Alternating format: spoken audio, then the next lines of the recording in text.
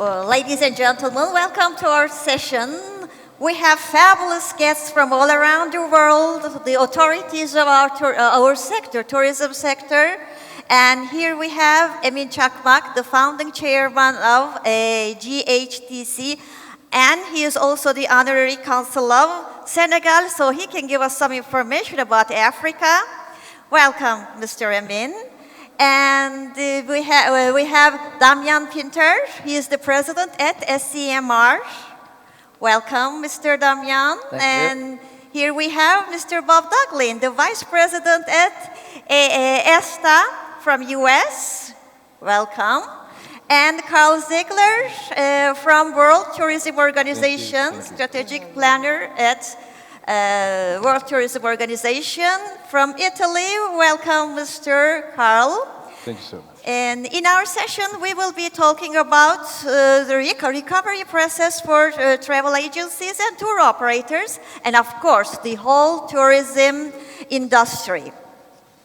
The global coronavirus pandemic did not only had a great impact on public health, but it also had it severely affected the cornerstones of global economy. One of them is tourism industry. 1 in every 10 people in the world works in travel industry. And during the pandemic, approximately 100 million people lost their jobs. When you to multiply it with their families, you can imagine the number of people who lost their money, who cannot have food on their table, who cannot pay for the expenses of their kids, which is very sad. Over 70% of the tourist arrivals reduced approximately over 70%. So all of us here, we are from different parts of the world and from different parts of tourism. Health tourism, sports tourism, travel agencies, strategic part, the World Tourism Organization, and me as a professor on tourism marketing and branding, and also a tourist guide for 30 years. So we all work together. We all unite to have this sector, this industry. And I will start with Mr. Carl Ziegler, as he is the strategic planner at World Tourism Organization. Can you please describe us the current situation in tourism and also in Italy, please? Let me start with the easy part. Italy is a good example of what is going on now, because as you know, we started as unfortunately the first country that we had a lot of problems. After 1.5 years, I must tell that yesterday we had very big trouble, because people are starting to really do not have food on the table.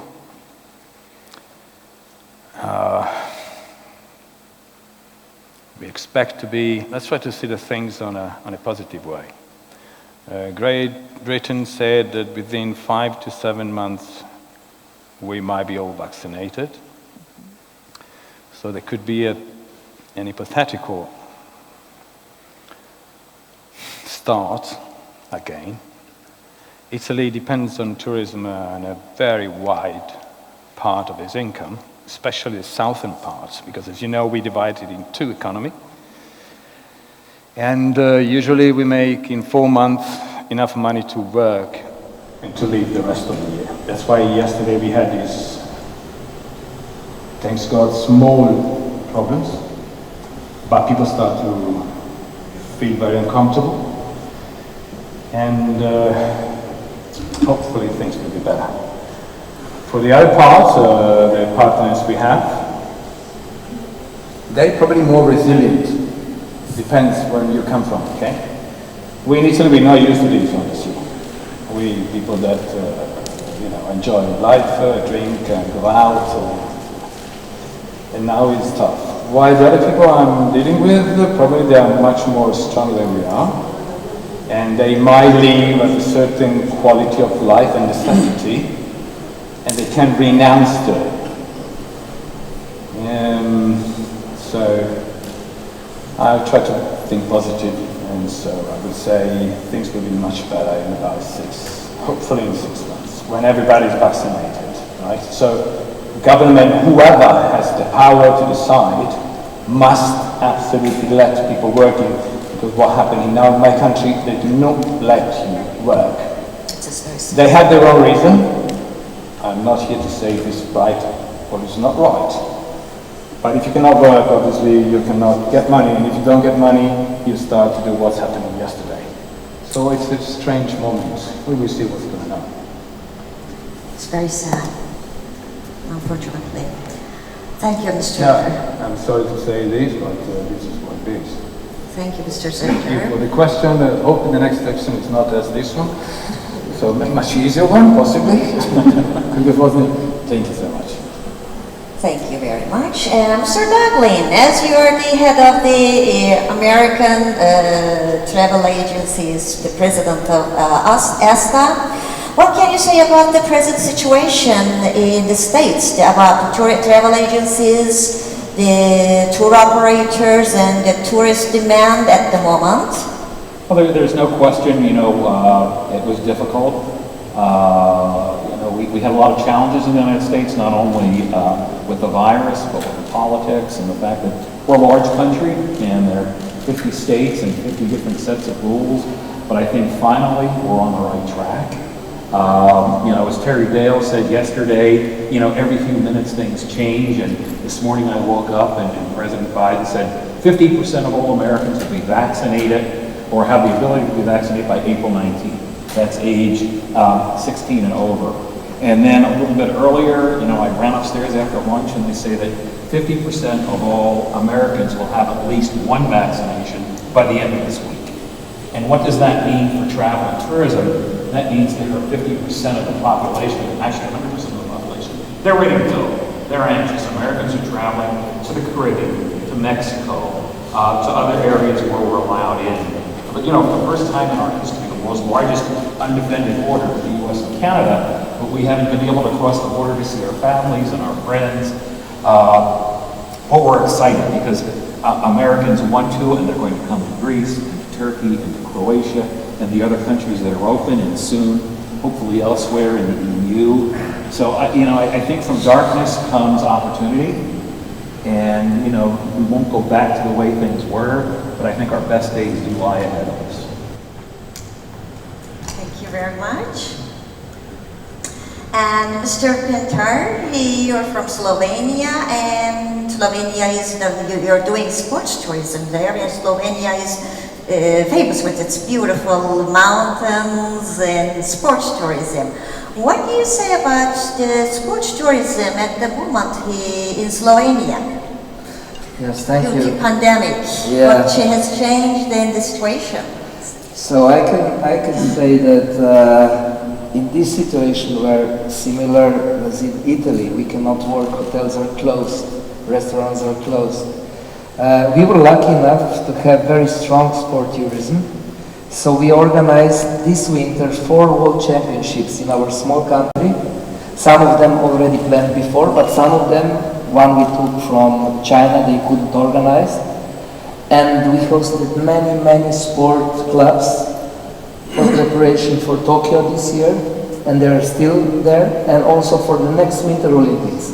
So sport tourism is only one part of the sport tourism, but it saved part of our industry. So hotels were opened in bubbles and are still open in bubbles, but only for this target group. For all the other guests, the case is not like that. We were lucky enough in Slovenia that our government gave last year to every citizen voucher of 200 euro to spend it in active holidays in the mountains or seaside. We have also very small seaside, 37 kilometers. But we were lucky enough that we got this support. But otherwise, you know, as I said, as my colleague from Italy, you know, we are in constant, I'm also involved in European mountain resorts, and I'm calling colleagues from Italy. Their ski resorts were closed all the winter, only open for the athletes. So the same situation in Italy, only allowed for sportsmen. We were lucky that after January, they open, government allowed to open all the ski resorts, and we have a lot of many, but every day, you know, you should do the COVID test. It was a bit complicated at the beginning, but people like to go out, so this was kind of push that people went to the healthy environment, move, and at the same time industry at least get some basic cost covered. That's, by the way, before I came here, and I hardly came because it's not allowed to travel out of the country. In my case, you should pay fine. I didn't pay. At the border, policeman said, okay, you are going to be tourism, go and bring tourists. I said, no, I will send tourists if you will do like that. By the way, the same morning I ski in my mountain, in our resort, until 1 o'clock. At 11 I was here at the airport. So distances here are very close, you know. It's fabulous. Great. Thank you very much. And Mr. Chakmak, since you are the chairman at GHTC, and health tourism is one of the rising stars of tourism in recent years. What happened due to pandemic? What happened to health tourism? You know, because people are in plastic surgeries, it's okay. But what happens with the cardiovascular operations and so on? What's the situation? And also, I would also ask you, how about the situation in Africa at the moment? Good, thank you very much. First of all, let me thank the organizers, my young brother Murtaza, to organize such a beautiful and wonderful organization during the pandemic period. It's not easy to initiate such an organization within this period. Everything converted to Zoom meeting, all conference called Zoom, Zoom and Zoom. We learn all the Zoom online meetings and etc. But it's good to be together with our colleagues and from the industry. Shortly, we have short time to talk the second round. Let me summarize about the global healthcare travel movement in the world. Actually, I'm the founding chairman. The president, executive president this year is the Ukraine. They are the president of the organization, but I'm the founding and honorary chairman of the Global Healthcare Travel Council. And we have 58 countries are members. Italy and the United States and Slovenia, Slovakia, all those countries are part of our organization. The global healthcare movement was 100 million people was traveling from his home country, hometown, to another country for treatment, for spa, wellness, accessible tourism, culinary, and because we have kind of a segment of health tourism movement in the medical tourism as well. So within this all 8 segment was 100 million people are traveling from country to other country, seeking for better quality, affordable prices and better comfort. What happened in the global actually? Within the pandemic period, many countries has closed the borders, including United States, Italy, Germany, Israel, India, Thailand, Singapore, all the leading destinations, they closed their borders. And we as Turkey were lucky that last year in June, the Ministry of Health started opening up the borders with private ambulance jets. We able to bring our heavy patients like emergency patients like oncology, transplantology, cardiology, orthopedic cases and etc. So nevertheless, the other surgeries like hair transplantation and aesthetic surgeries also does not stop. They start coming. In the worldwide, globally, the healthcare industry from 100 million has come back to 5 million travelers. It's 95% of losses. And from 900 billion US dollar of turnover of economy, come back again to 50 billion, 55 billion dollars. But Turkey was lucky in between all these events and problems. We lost actually only 70% of our capacity because the borders was open and we started receiving many patients from all over neighbor countries, including from Africa, including from Europe, heavy cases, especially when Europe starts suffering due to the pandemic and all the hospitals are fully booked with COVID patients and they have no ICUs to care about the normal patients like oncology, transplantology and cardiology. For those emergency patients, we able to cover and be able to host them in our country. And that's why we do not lost as the global market, as the global other destination. America was #1 destination in the world, receiving more than 25 million tourists just for healthcare treatment. But when they closed the borders, they were #1. The second country was Germany, was #2. Turkey was the #3 as preferred destination for healthcare and medical tourism, and we become #1. Turkey in 2020, we closed the figures as #1 destination because the other destination like India, Thailand, Singapore, all other countries, competitor countries, Israel, they closed their borders. They were not delivering any visas or even including healthcare. Last 3-4 months, Germany and some other countries, they start allowing the medical treatment travelers coming into the country, but there is no flight. Another point. Turkish Airlines, I believe, has played a great role worldwide, globally. It is once again Turkish Airlines has stamped, strongly stamped, that is a global airlines, because all who suffer cannot travel from one country to his home country to return back to home. They couldn't find the flights.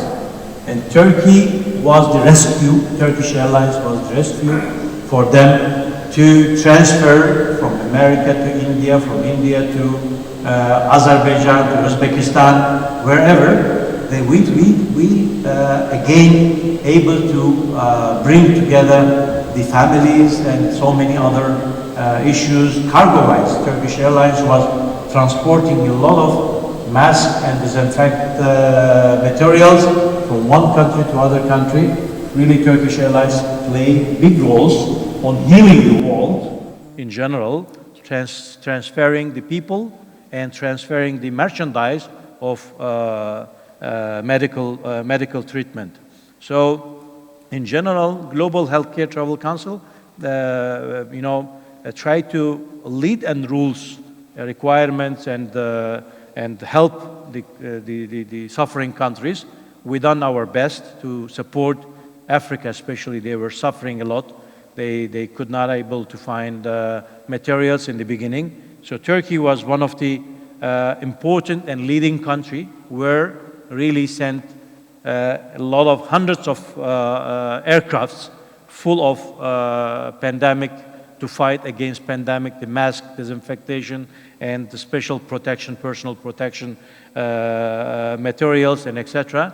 So Turkey was playing big roles. We were lucky as Turkey because Mr. President Recep Tayyip Erdogan, I'm not a politician, don't think that I'm promoting him, but he made a great job. Last 20 years, he made a great reform in the country and renovate all the hospitals and rebuild all the city hospitals.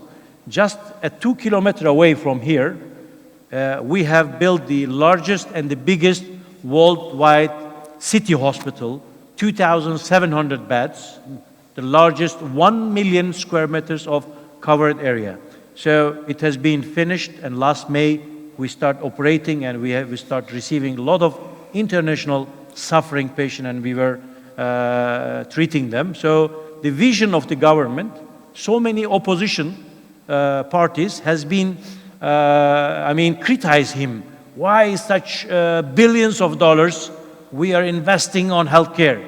Why we are building the city hospitals? Why we should do this, and etc. But at the end, the pandemic bring the result that Turkey does not suffer like Italy, does not suffer like the United States, does not suffer like Germany, does not suffer like UK. We were the most capable country. We're serving our 85 million citizens and also serving surrounding 1 billion citizens living around us and suffering from many diseases. So it was great success actually, and it was great vision that he done. And the second vision, when he built the new airport, 100 million passenger, again, a lot of people, they criticize him. Why we are spending $10 billion for this airport? But today, Istanbul airport is playing the main hub and roles to transfer the citizen from one country to the other country. There is no other flights, there is no other airlines are operating for 700, 900 points. So that's why really Turkey play a great role, and that is the situation of global healthcare and Turkish healthcare situation. About Africa, a little bit. You asked me about Africa, since I'm the consul honorary for Senegal in Turkey. I travel every 2 weeks to Africa. Every month I spend at least 1 week in Africa, in Ghana, in Rwanda, in Senegal, in different countries in Africa. So actually, I have seen that some of the African countries like Rwanda, Ghana, Senegal, and Ivory Coast, so many developed countries, developed African countries, are caring more than many other advanced countries on pandemic period. They have much less diseases and much less infected people than Europe, than Turkey, than many other countries. They were really caring a lot about the rules and regulation, and they practice and they close the borders. They practice a lot of rules and regulation in order to keep the spread as less as possible. Thank you very much. So Turkey is in good shape in healthcare. Thank you very much. So, tourism is like one of the wonders of the world. It unites people. So as we travel, we see the different richnesses of the natural and cultural richnesses of the other cultures, other countries, and we overcome our prejudices. So it unites people. So it has a symbolic role in our lives. And what shall we do what are the World Tourism Organization's plans? What's the strategy of World Tourism Organization pre-pandemic, after pandemic? You know, the tourist demand will change. Like I can see now, it's wilderness, isolations, staycations are popular now. It's the new trend. So what do you think? It's going to continue like this? Is it going to continue like this, like the mass tourism? Are we losing mass tourism? Are we going to have buses loaded with people? Or we will have boutique little tours, boutique hotels, then big hotels by the beaches? What do you think? Yeah, well, first of all, we have to think that tourism is a monopoly, a technological slavery now. It started in the 1960 with Sabre as a reservation system for aircraft made in the US. And it was the first semi-automatic business research environment. And it's still ruling the systems. Because if you think the aircraft have a seat in a database. Then second, we add hotels. And third, we put cars. But once you get out from the hotel, you have land services that do not belong to the monopolist. So this moment is very interesting for all of us, because this is my point of view. We have one of the most incredible opportunity to transform the travel industry that we never had before, because there is one technology that is coming toward us that is augmented reality. If you want to know what augmented reality is, you just go and write Cook, that is the Chief Executive Officer of Apple, and he says that augmented reality will have an impact on us like the mobile phone. So make it short. Now, when we go around the world, we go to some website that belong to the same companies because Expedia is the owner of TripAdvisor. And so anyway, this is the people that control that. But they were not able to control the land service because if they use the land service, they lose the control. So what we're going to see now, opportunity for an example. If you think a Get Your Guide, it is one of the big supplier like Vieta, but there is a difference. Get Your Guide is made by 3 guys. One is Swiss, and this guy once was in Asia and said, hey, I can't find a guide. Okay? So he created Get Your Guide, went back to Switzerland, in Zurich, and they created Get Your Guide. Get Your Guide was one of the biggest now and growing company, got 400 million 2 years ago funding by the Japanese, SoftBank. So what they did was start to create something that you can get as an experience. So what we think as a virtual operator network, because we are 57,000 suppliers, is why don't we create something parallel, independent, internet environment and cut out from the Google. Let's do the same things because we are the professional. TripAdvisor, not professional. He goes in the Netherlands and write a feedback. But we are the professional. You will trust me if I tell you that let's go tomorrow to Everest Mountain and you can just climb to 5,000 meters. For us, what is going to happen is we do not need them. We need them for airlines. We don't want to compete with them in airlines. We don't care. We don't want to compete with Booking.com, with the hotel. It's not my business. Let's create our own small environment, put the data in, and kill them with prices. I pay 25% commission to Vieta. So I raise my price 22%. Final customer pay 50% more than would pay if you buy in Nepal. So what we do, simple. Let's take our data, put into the database, and send it to the end consumer. We don't need billions to make marketing. We don't. Also because 11 years ago, we had a small idea, and we bought all the last second domain of the world for the branding. So we create our own independent, as it is the idea. And second, augmented reality will crush the market. The control of the monopolism from the very big company is going to be disappeared, at least for the land. I tell you why. If you come to Italy, for instance, and you want to go in Italy and you want to go to Genova, you'll come to Istanbul, you must buy something that tells you where to go or where to go. Because the problem is we don't know where to go, we don't know what to do. If I come with my beautiful girlfriend and say, listen, my love, now we go and make a beautiful itinerary on historical stuff. I arrive in the airport, and this is possible to get, unfortunately, with no connection to the internet, but I will show you how it works as smart glasses made by Google 11 years ago. And I tell to my glasses, give me an itinerary for your history. Okay, download it. It comes in, and the glasses will guide me through. So I don't need a guide. I don't need anyone else. So it's going to be very, very big. And ask yourself, just to understand, how comes it's impossible to organize your own trekking in Nepal by Expedia? A company that makes $25 billion is not providing me a tool that I can organize my holiday? Why? I tell you why.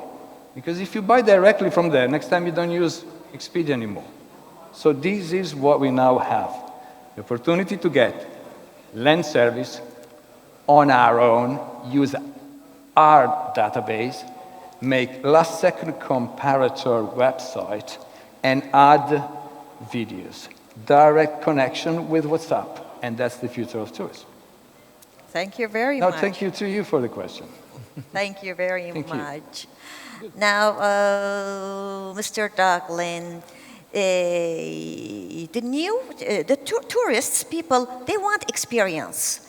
They want to live with the natives, with the domestic people, the new people, especially the young generation. They want to eat and cook and, feel the same atmosphere with the locals. They don't want to feel like they're tourists.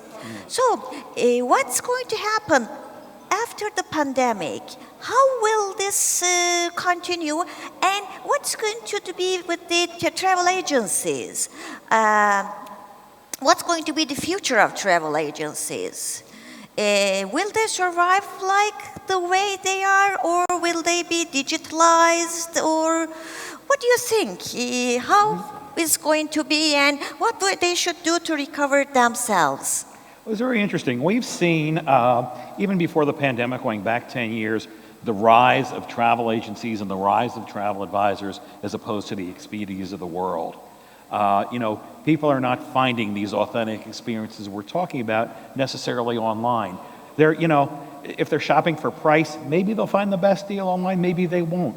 They'll find their best value through somebody that knows the territory and that knows that area. And, you take a look at what you mentioned, authentic experiences, culinary, food, wine, wedding, honeymoon, adventure, action, medical, whatever it is. Yeah, it's on the internet. You can search, you can find, you don't know who's paying for what ad or who's who. But when the travel advisors, the tour operators, our associations are here and we're making these connections and we're all on social media, and this gets back to the people that are booking travel in their area. We're passing this on and people are seeking the advice. And, I know, speaking for myself, if I'm in a place, like Turkey, I will have our travel advisors contacting me. Who are the experts that you're using? Which are the hotels that you visited? What are the sites that you see? Oh, you were sitting, with someone who's an expert in Slovenia. What's happening in Slovenia? And now I can pick up a phone or I can send an email and we can make those connections. And, you think about it, and I look at the United States and, traditionally like the wine growing regions, for instance, it was California and New York. Now, there are wineries in all 50 states. And I know, speaking to people in Europe and Turkey, and the wine industry here has grown in Turkey and Slovenia, Italy. I don't even want to talk about wine. And, Better not. Yeah, sure. Authentic experiences like that with small suppliers. I think my favorite city in all of Turkey is Sessiont, because it's a small village. It's not overloaded with people. Yeah, they've got things for the tourists there, but it's the authentic tastes, the authentic experiences. And, you can find it online, but it's a travel advisor who has been there before. It's an industry person that has been there before that can tell that story. And it's great to see the percentage of online bookings actually decreasing and coming through travel advisors in the United States. And we all know it was like, you're coming into Turkey, we knew we needed a visa, easy enough. You need the health form. I'm an American. I need a PCR test before I go back. Now, I can't connect through Frankfurt right now because if the flight's delayed, I'm going to have to sleep on the airport floor. And, an average traveler doesn't know that. Even within our own country, we went on vacation to Hawaii, it's 15,000 kilometers from the East Coast over to Hawaii in the middle of the Pacific. And the state of Hawaii, because it's the most remote location in the world with population, they're very strict. You need a PCR test, you need to isolate. So people who were booking for travel advisors knew they needed to get that PCR test. But those that didn't had to go into a 10-night quarantine. And they're not stupid in Hawaii. When you check in at the hotel, your room key lets you in once. If you leave your room, as we say, you're busted. They know you're out of the room. You can't get back in again. You're reported to the police, and you're either fined, jailed, or sent back home. They're not messing around. When you've got 1 million people living in 7 or 8 tiny islands in the middle of nowhere, they can't afford to get infected. And the gentleman behind me in line coming in, he booked through whatever the cheapest, and I say cheapest fare was online. He got stopped. And he was told, oh no, okay, you've got 3 nights at The Hilton Hotel, you're going to have to change that to 10 nights and go directly to the hotel, and we'll call you every day. So, you know, I come back, I think that's going to increase the value of the travel advisor, who is certainly going to improve that authentic experience. And the same thing, even in medical tourism.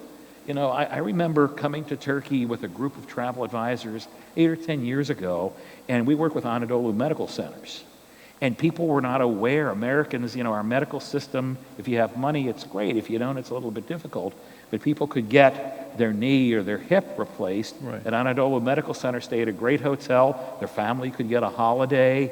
I say these are the experiences that we need to tell as travel advisors and people representing the community, you know, to the traveling public. Thank you very much. So the travel agencies need good advisors. People need communication, and interpersonal communication is always important in tourism industry. So a good travel advisor who knows where to stay, what to do, and where not to do, where not to go. Thank you very much. And Mr. Pintar, what are the precautions to promote or to remerge the sports in tourism?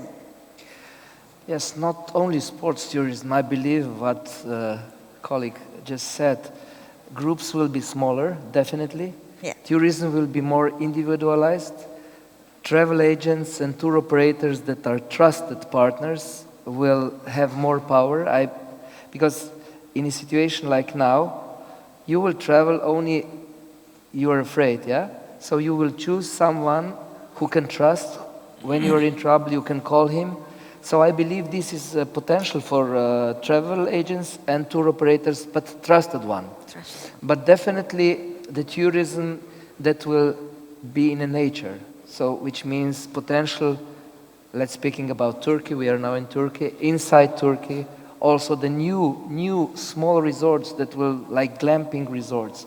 These people, you know, I can say about Europeans, you know, 60% of Europeans, we go to active holidays. So they will search for destination where they will have privacy, but they will have touch with the locals, with the good food, you know, not aggressive, but polite, and this kind of stuff. And I believe we in Europe, or Slovenia, Italy, we are already working a lot in fine dining, food, natural products, and so on. This all connected with the smaller groups. Normally, this will bring also more money, but this is, in my opinion, potential for the future of the tourism. Thank you very much. And Mr. Çakmak, you mentioned about that we are the pioneer, you're the first on the health tourism in the world due to pandemic. Do you think it's going to continue like this after? Do you think Turkey will be able to continue this pioneership after the pandemic? What should you do, or what are the people doing to continue to be the pioneer of the sector? Well, we had a target actually when we established the Turkish Healthcare Travel Council 16 years ago. We were 22nd position in the world for medical tourism. Within 15 years' time, very aggressive marketing and a lot of reforms and investments, private and government investments on healthcare industry, plus 95 years of human resource investment started by the founder Kemal Atatürk of Turkey, Republic of Turkey, sending the young physician to Germany, to United States to get higher degree and higher education there. So everything's meet each other in 2003, 2004 in this country. The human resources was ready, been already invested for long years, and was minus point that the infrastructures, which Mr. President was Prime Minister, came with the ambition to do healthcare reform, and he done it, and it's merged together. So you have the human resources, a lot of professors, a lot of doctors, associated professor like you, been educated and been graduated in the United States, in Germany, in advanced countries were leading in healthcare since 50 years, 60 years, 70 years. Because the medical tourism and travel started with first Atlantic flight between UK and United States, 1950s. So 1950s started, people are moving to medical tourism, medical treatment from UK to United States. So it is not a newly stories. It is actually going back to the 2,000, 3,000 years history that people were coming from Greece part to Pergamum, where the healing city, healthcare city, where Pergamum, and people were coming to heal in that city. It's 2,000 years, 3,000 years. It's people was traveling from country to other country, from community to other community, to seeking for better treatment. It's not to Hierapolis because of Pamukkale for yes, of course, the same water. So that's why we started with slogan saying that Turkey healing generation for centuries. That was our slogan.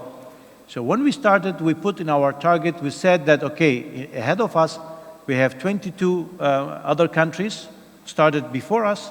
India, Singapore, Germany, America started 50 years ago, 20 years ago, 30 years ago. So they are ahead of us. But we believe on our missions when we started. And we arrived, 5 years ago, we arrived to our target, third level in the world, preferred destination by the medical travelers, including from America, including from Japan, from Korea, from New Zealand, from Australia. We were targeting to achieve #1 destination in 2023, 100 years of anniversary of Republic of Turkey. But the God said, no, it's too late. You have to take it in 2020. So the pandemic came, and we arrived in 2020, we arrived to the first position because all other countries, they closed their borders. And we opened our borders. We were lucky that we received a lot of patients. And I believe that we will going to maintain our position because the pandemic will not going to be over very soon. According to my personal estimation, as a tourism industrialist for 30 years, as a tour guide of 5 years during my university time, I was tour guide, 85 to 90. From 90 onward, I'm a tour operator and travel agent, owner and founder in Turkey. So I travel all your countries so many times. I've been in ASTA conferences so many times, Mustao conferences so many times, in India conferences so many times. My colleague, my brother from India is here.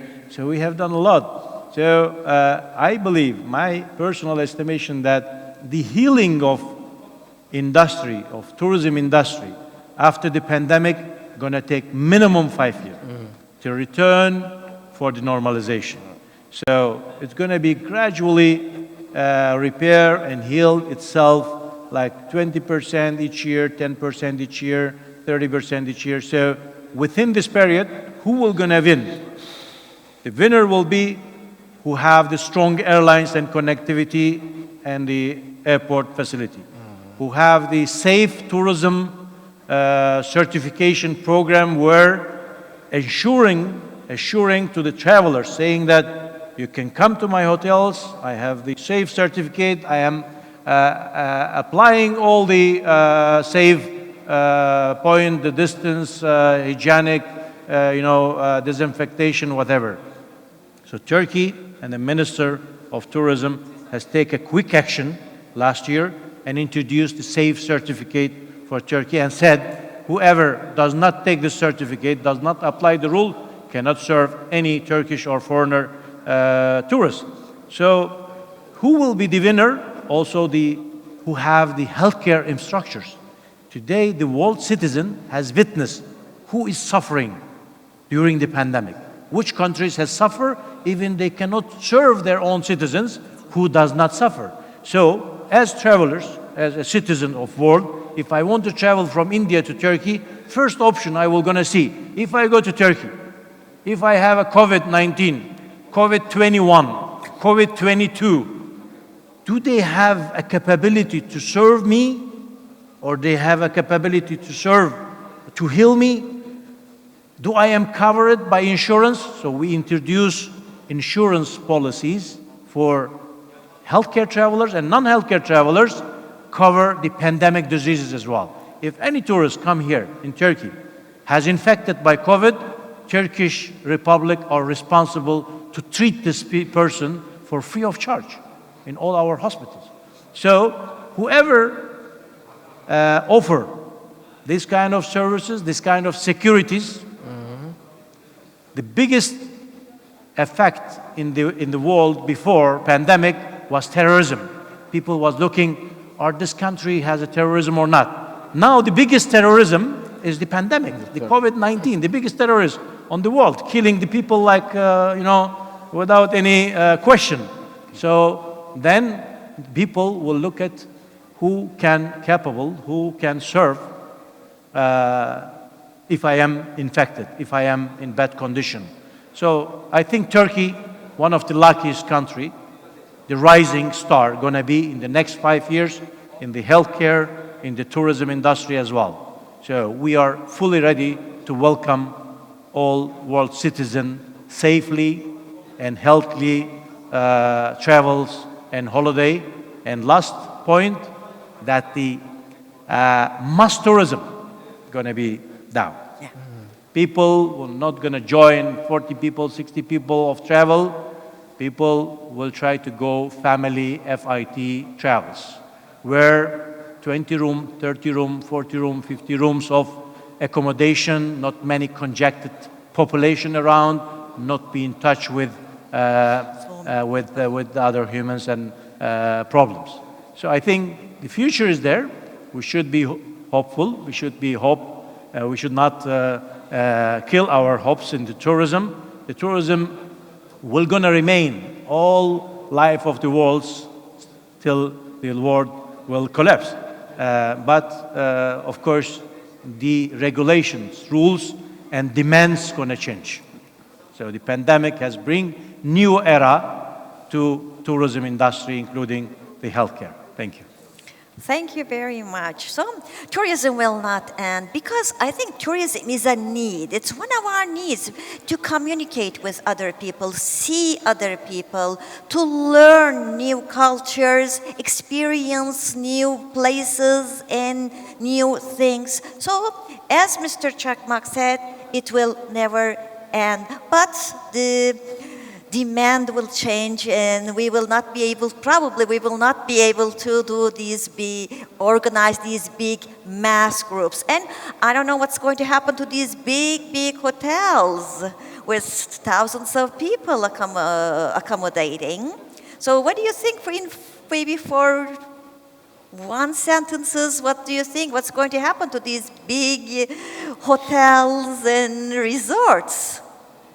Just for one sentence, I would like to get your ideas. Since the mass tourism will be in decline, people, they want to be in boutique places, small hotels, and staycations. That's a good question. But considering the amount of money... What's the future of these big resorts and hotels? That's a good question. Better they sell it as soon as possible. I don't know. If I would be the manager of these, what should I do? Let me think. I probably have to change my business model. I cannot only give the room. I must make maybe super yoga center for people get depressed by the COVID. Yeah, you must no. It's not easy. It's not easy thing. I'm sorry. I don't know what to say. No, I cannot reply to these questions. Too difficult. I'm not intelligent enough. Oh. Thank you. Please, you go ahead. Well, no. It's interesting. I think that human beings will adapt and survive. Business in particular, they're going to find a way to adapt and survive. I wish I had the answer to that, because then I could hire myself as a consultant, make millions and millions of dollars or euro. But I think survive and adapt. And you think of the large resorts. You also think of the large cruise ships and the amount of people they employ. And, you know, I see the cruise ships now starting to come back, but with protocol that they're adapting. You take a look at over-tourism, places like Dubrovnik or Venice that have had so many ships in at one place, St. Thomas in our area. I think now they're looking at, no, we don't want to dock the ships on the Grand Canal. We'll put them out in Mestre in the industrial areas with less passengers. So, you know, I think there's going to be a lot of change, a lot of adaptation, and you know, you also talk about the large hotels. I see where I live in Florida right now, all the large hotel developments are mixed-use properties. So they're hotels, they're condominiums, they're offices, they're shopping in there, and have a tendency to give more space when they're doing something like that. And, you know, kind of like Paul, you know, I'm a little bit of what of a loss to say, but they're the thoughts that are in my head with this, and probably for greater minds than mine to figure out. Yeah. I remember when I was taking around trips, I remember the days when the cruises were coming. Oh, the hundreds of people at the entrance of St. Sophia or Blue Mosque. People were, you know, just after each other, big masses, and now I wonder what's going to happen. Well, you know, it's interesting because, you know, I would like to see a country like Croatia and going up into Slovenia. You know, all the ships don't have to go into Dubrovnik. There are so many beautiful things along the Adriatic coast. Let's put one here and one there and one there and one there. Let's explore all of this beauty, and let's also give economic opportunity to those communities. Other places. Yeah. Thank you. And so I can tell what I did in this situation. We organized, we only have 1 or 2 hotels that are big enough for big events. That's in Porto Roche, who knows, Grand Hotel Bernardin, 1,500 beds. I organized, for example, European karate championships. They said when I came, but we will use sport halls. I said, no, take all these chairs out, we'll put mats here, it will be closed event.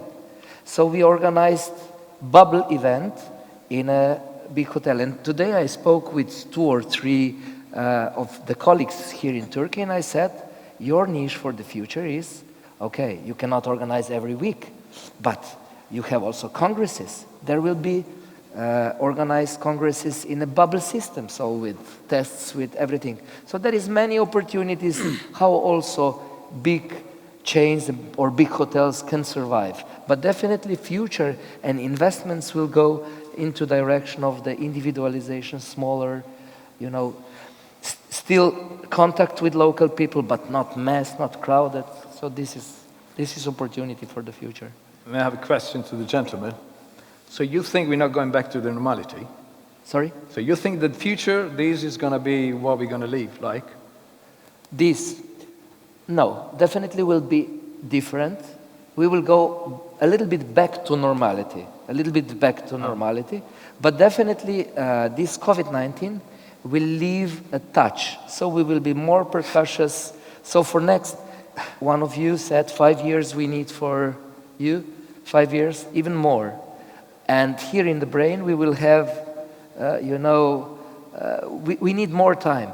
But I believe it will never be like it was before, but we will use knowledge from before. That's our advantage of the human race.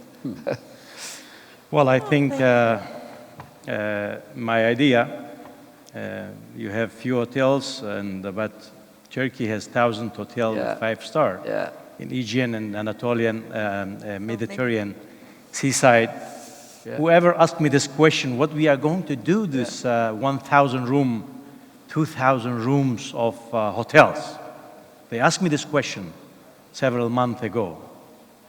And I told them that you have no other choice than you join the rooms. Correct. You join the rooms, 3 rooms, make it 1 apartment.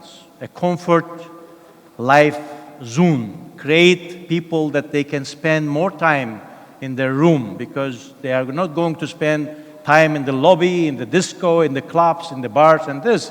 So when you are limiting people, you cannot go out of your rooms. You cannot limit it in 25, 30 square meters. You have to create where seating area, reading area, some, activities. So that's why whoever has a 300 room has to reduce to 100 room. Whoever has 1,000 room has to reduce to 250, 300 rooms by joining, by opening more space, individual comfort zone, and creating individual comfort area where people can spend more time and enjoy the hotel's facilities, not in general spa or in his room, not in general jacuzzi swimming pool, but in his balcony at jacuzzi to enjoy. So you have to convert this kind of, you have to make an innovation change according to the demand. This is already the reality. We have to accept this reality, and we have to start to prepare ourselves to change all this concept and design to the new realities. Otherwise, those hotels has no change. They are going to sell it. They are going to take over by the bank. I think next 2 years, the number of hotels will be owned by the bankers. The bankers will be the tourism industrialists sooner or later, because everybody has a credit and they cannot return and pay back, and the banks will going to take over. Either they are going to convert it to the apartments, residence, or a comfort zone hotel accommodation style and concept that they can carry on their work and their business life. That's what I can say. Correct. Thank you very much, dear speakers. I hope you all enjoyed our session, and I would like to thank all of our speakers and also dear Mr. Murtaza for this excellent event. And Thank you. thank you again. So much. Thank you very much. Thank you so much. Thank you.